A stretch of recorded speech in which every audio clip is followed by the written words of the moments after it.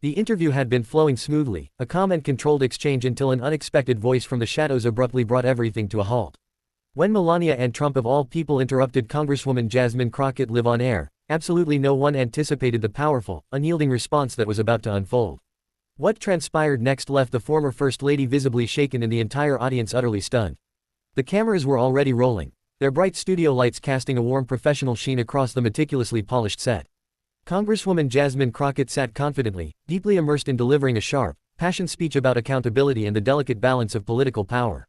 Her words resonated through the studio, clear and cutting, fueled by an undeniable fire. And the truth is, she articulated her gaze unwavering.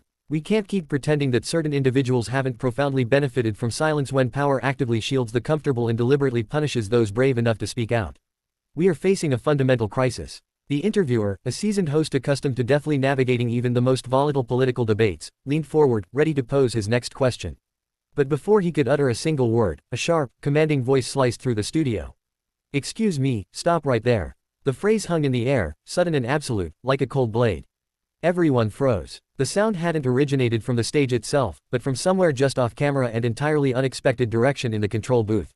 Producers jolted upright in their seats. Cameramen instinctively turned their heads while even the usually unflappable studio assistant stood utterly motionless. Jasmine Crockett's eyes narrowed slightly, and she cast a quick glance to the side. From behind one of the heavy sound curtains, a figure emerged, the crisp click of her heels echoing softly against the polished studio floor. It was Melania and Trump, impeccably dressed in a striking white pantsuit. Her calm demeanor a stark contrast to the sudden palpable tension in the room. She moved with an unhurried, almost regal poise.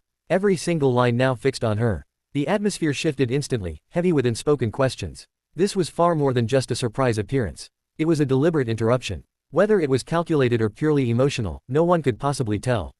But one fact was undeniable. Absolutely nobody had anticipated Melania Trump appearing unannounced during a live interview with a Democratic congresswoman renowned for her unflinching commentary. The interviewer momentarily flustered cleared his throat awkwardly. Mrs. Trump, you're not on the schedule today." Melania didn't so much as flinch. "No, I am not," she replied, her voice steady. "But I was watching from nearby, and I simply could not let that comment go unanswered."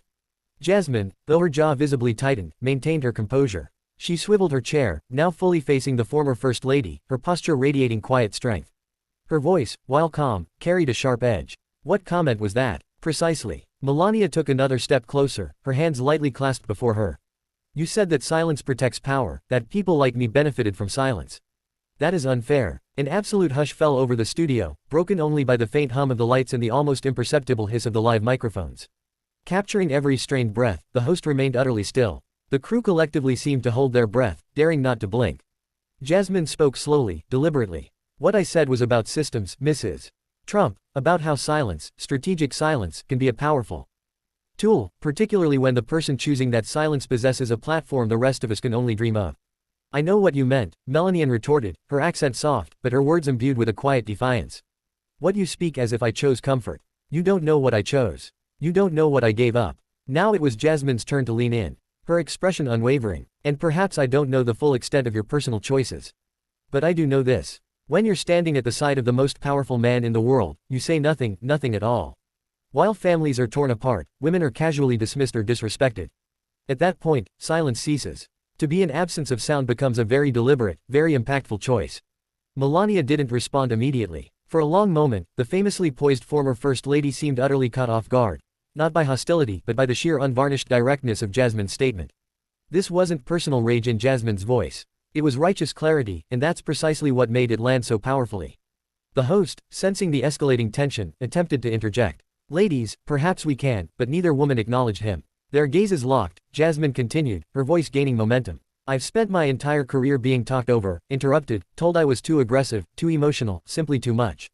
But I am still here, and I speak not just for myself, but for every single woman who has ever been told to smile and be quiet while injustice played out right in front of them." Melania straightened her shoulders, a flicker of resolve crossing her face. "I did what I thought was right. And so am I," Jasmine answered, her voice cutting through the tension. The atmosphere was no longer merely awkward. It was electric. Two women from two entirely different worlds with vastly different backgrounds. Two public figures who had been measured by different, often unfair standards were now facing off live, unscripted, and without a shred of warning. The studio crew watched in stunned silence. Some gripped their clipboards tighter. Others simply stood frozen, momentarily, forgetting their professional duties. Everyone present sensed they were witnessing something profoundly different. This wasn't a rehearsed debate, nor a sparring match of pre-approved talking points. This was raw, unfiltered, and intensely personal. The interviewer looked between the two women, a sinking feeling telling him this was far from over. But what no one knew, not the host, not the crew, not even Melania herself, was that by stepping and to defend her silence, she was about to be held accountable in a way no one had ever dared to before. And the regret that was coming next would be a heavy burden. Jasmine Crockett didn't rise from her chair. She didn't raise her voice. She didn't even flinch. Instead, she sat perfectly still, her eyes locked onto Melania and Trump as if daring her to take one more step closer. The weight of the moment wasn't just about two women facing off. It was about everything they represented. It's two different worlds, two different battles, now colliding on a stage that neither had truly planned for. The interviewer, clearly caught in the middle of something far bigger than his usual broadcast segments, tried once more to interject. Perhaps we should. Jasmine raised a single hand, cutting him off without saying a word. I'm not going to be spoken over today, she stated firmly, her voice clear as glass. Not by a man, and definitely not by you, Mrs. Trump. Melania arched an eyebrow, but still maintained her calm facade. I am not here to argue. I came because you said something unfair, and I felt I had the right to respond. Jasmine offered a tight-lipped, unamused smile. Unfair. That's an interesting word coming from someone who stood in one of the most privileged positions in the world and said almost nothing for 4 years. I said what needed to be said when the time was right. Melania encountered, her chin lifting defiantly. Really? Jasmine asked, tilting her head slightly. Was the time not right when families were being torn apart at the border? Or when your husband mocked women, insulted veterans, and questioned the citizenship of a black president? How many right times did you let pass you by? Exactly. The tension grew thicker, tangible in the air. This was no longer just an uncomfortable moment. It was a confrontation decades in the making between two public figures who stood on opposite ends of power, race, and the complex meaning of silence. Melania's expression remained poised, but her fingers clasped together just a little tighter. You don't know what I went through, she said, her voice dropping slightly. I was criticized no matter what I did. People called me names, attacked me for my accent, my past. And I'm not saying that was right, Jasmine responded, slowly rising from her chair. But when you are given a platform that big, silence stops being a shield. It becomes complicity. The room held its breath, suspended in the gravity of her words. Jasmine took a step forward. Not aggressively, but with an undeniable certainty. I grew up in a country where people like me were told to know our place, to wait our turn, to not make noise.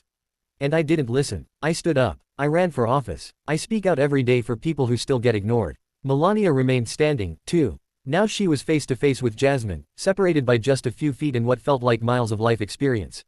You speak about noise, Melania said, her voice measured. But sometimes noise is just that. People shout so much no one listens anymore. No, Jasmine said sharply. People are shouting because they've been ignored for too long. We don't have the luxury of waiting for the perfect moment. Speaker were erased. There was a pause. Blanian glanced toward the crew as if searching for someone who might understand her side, but the crew wasn't moving. The control room wasn't giving any cues. This was no longer a show. It was a mirror being held up to privilege, and it was deeply uncomfortable to look into. I didn't come here to be attacked, Melania finally said, her voice strained. And I didn't come here to be interrupted, Jasmine replied, her voice steady. But here we are. It wasn't yelling. It wasn't chaos. It was calm confrontation, one of the most unsettling kinds. Melania Trump had stepped onto a set, perhaps expecting to deliver a quiet rebuttal and reclaim some narrative. What she hadn't expected was to be met by someone who wasn't afraid to call out the stark difference between silence and survival. I represent people who don't get second chances. People who don't get to walk into rooms like this without being questioned, searched, or dismissed, Jasmine continued, her voice resonating with conviction. So, when you walk in here uninvited to defend your silence, you're not just talking to me. You're talking to everyone who's ever been told they were too much for speaking truth. Melania didn't respond. For the first time, she looked genuinely unsure. Not exactly defeated, but distinctly off balance. Jasmine walked back to her chair, sat down slowly, and turned her attention back to the host. Now, she said calmly, we can continue the interview unless Mrs. Trump would like to actually answer the question I was originally addressing. The host blinked, still catching up to the gravity of the moment. Yes, right. Let's continue. Melania didn't leave the set yet, but everyone in that room could feel the profound shift. Jasmine Crockett had not only held her ground, she'd drawn a very clear line, and Melania had just stepped over it. Utterly unprepared for what waited on the other side, Melania Trump remained standing. But her confident stance from moments earlier had faded into something more cautious, almost reserved. She was still graceful, still poised, but her words had not landed the way she intended. What was supposed to be a correction had irrevocably become a confrontation. In Jasmine Crockett, she wasn't just pushing back. She was demanding clarity from someone who had spent years avoiding it. I don't think you understand, Melania said, finally breaking the charged silence. It's easy to speak when the cameras are kind to you. When the world expects you to talk, I was judged harshly no matter what I did. Jasmine leaned forward in her chair, her eyes sharp and unblinking. You were judged, Melania. People lose their jobs for speaking the truth. They lose their lives. You had an international platform and a press team. What some of us would have given for 1 minute of that visibility. Melania didn't respond immediately. Instead, she walked slowly toward the far edge of the set, placing a hand lightly on the back of a vacant chair as though seeking to ground herself. You assume I had control, that I could just say anything anytime, she said, her voice quiet. But you don't know the walls around me. No, you're right. I don't know your walls, Jasmine replied. But I know mine. I know what it's like to walk into rooms and have to prove yourself over and over again. Not because of what you said, but because of who you are. Melania glanced over, a hint of weariness in her eyes. So now we are comparing suffering. Jasmine shook her head. No, we're comparing choices. That landed. The tension between them had moved beyond mere politics. It was now about deeply personal lived experiences. One woman had been married to the most powerful man in the world, expected to smile through scandals and stay out of policy. The other had clawed her way into Congress, enduring the crushing weight of stereotypes, double standards, and assumptions every single step of the way. Melania stepped back toward the center of the set, her heels clicking faintly on the studio floor. I tried to focus on kindness. My initiative Be Best was about lifting children, encouraging respect. That mattered to me. Jasmine didn't mock the comment. She took it seriously, but with a direct challenge. Then why didn't we hear your voice when children were being separated from their parents? Why didn't you speak out when your husband insulted whole communities? Be Best isn't just a slogan, Mrs. Trump. It's a responsibility. A flicker of raw emotion passed over Melania's face. Not anger, not even outright guilt, but something harder to define, an acknowledgement perhaps of a missed moment. You don't think I wanted to say more? She asked softly, almost a whisper. You don't think I had moments where I was screaming inside?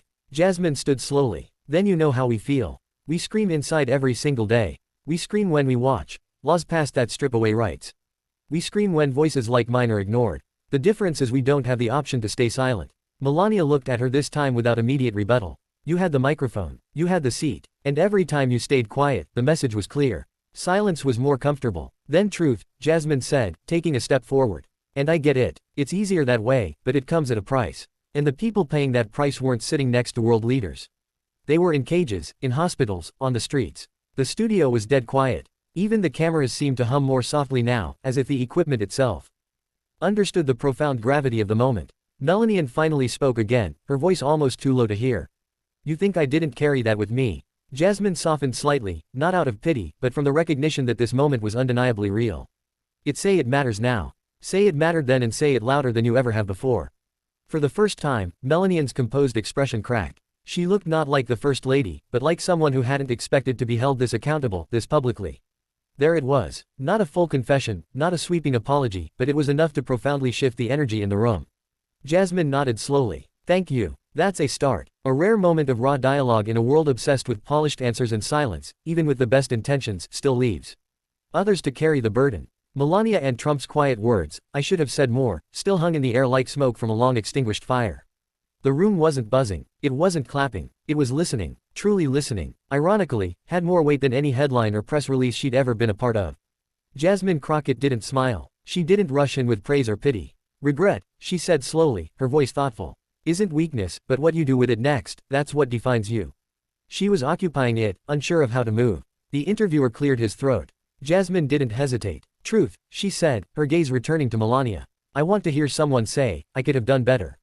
And I will do better now, even if it's late. She looked directly at Melania. It comes with action. She wasn't used to being spoken to like this. Not by television hosts, not by journalists, and certainly not by public officials who didn't owe her deference. I was raised to be quiet, Melania finally said, her voice barely above a whisper. To keep things inside. And when I married into this life, I thought maybe silence would keep me safe. Jasmine nodded. I get that, but safety for one can mean danger for many. When you're that close to power, your silence becomes a wall others have to climb just to be heard. Wisely stayed quiet. Melania's voice softened almost to a whisper. There were nights I'd lie awake wondering if people misunderstood me, if they thought I didn't care. Jasmine responded not coldly, but firmly. They didn't misunderstand you. They couldn't understand you because you didn't let them. Was a turning point. This wasn't about a press conference or a single policy anymore. It was about how easily power insulates people from the truth and how those left on the outside carry the crushing cost. Melania slowly sat down in the chair across from Jasmine. It wasn't planned. It wasn't elegant. It was human. I thought I was protecting myself, she said quietly. But maybe I was just protecting a world that didn't want to hear the truth. And that world still exists, Jasmine said. But every time someone like you speaks, really speaks, you chip away at it. You make room for someone else to say what they couldn't before. Melania looked at her, no longer defensive. About you. How do you keep speaking even when they try to silence you? Jasmine didn't blink. 'Cause silence isn't a luxury I was ever given. I either speak or I vanish. I'm not going anywhere. The two women sat there. Not enemies, not allies, but mirrors. Each reflecting a different kind of pain, a different kind of burden. And maybe, just maybe, the first sparks of understanding. Maybe it's not too late, Melania said. Jasmine nodded. It never is if you're willing to do more than just talk. It was a rare moment. Two women from completely different worlds. One shaped by elegance and restraint, the other by grit and defiance, finding a fragile thread of common ground. It wasn't agreement, wasn't even forgiveness, but it was acknowledgement. And in a world of rehearsed speeches and filtered statements, that alone was revolutionary. No cards, no applause, signs, just truth. And sometimes that's all it takes to change the room. The cameras were still technically on, but the scene unfolding didn't feel like a broadcast anymore. This wasn't a segment. It was a reckoning. Jasmine Crockett leaned back in her chair, composed but alert, while Melania Trump sat across from her. Far from the guarded image she once presented as First Lady. Now there was no barrier of speech writers, no polished filter of a press secretary, just two women face to face with nothing left to hide behind. The studio lights hummed softly. Crew members stood frozen at the edges, unsure whether to step in or let the moment breathe. Everyone could sense it. Something rare was happening. Not drama for the sake of ratings. Not a sound bite, but clarity. Melania looked around the room.